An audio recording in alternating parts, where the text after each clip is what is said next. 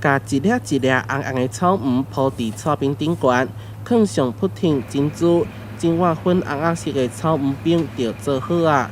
芳上桌就是冬天幸福的滋味。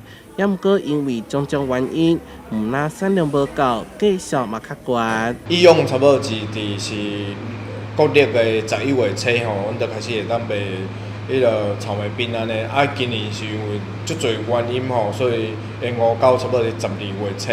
啊，所以迄个产量足少啊，运输啊、工资拢无啥会好。台南种草莓的面积大约5.5公顷，成化是上大产区。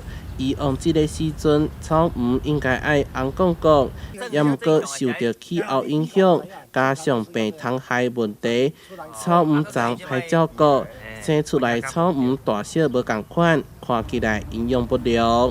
菌有搁较济，特别严重的就是咱俗称的大小蛾，大小蛾就是一般的镰刀菌，你也去染到这款菌。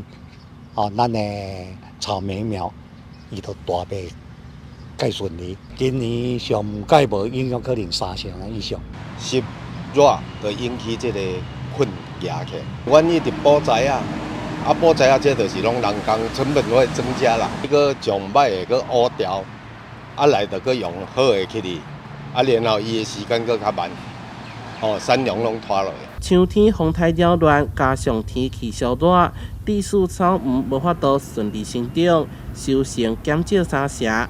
即马农民拢咧保证新丛，预计12月中旬就会恢复产量，继续回温。台南新闻社会采访报道。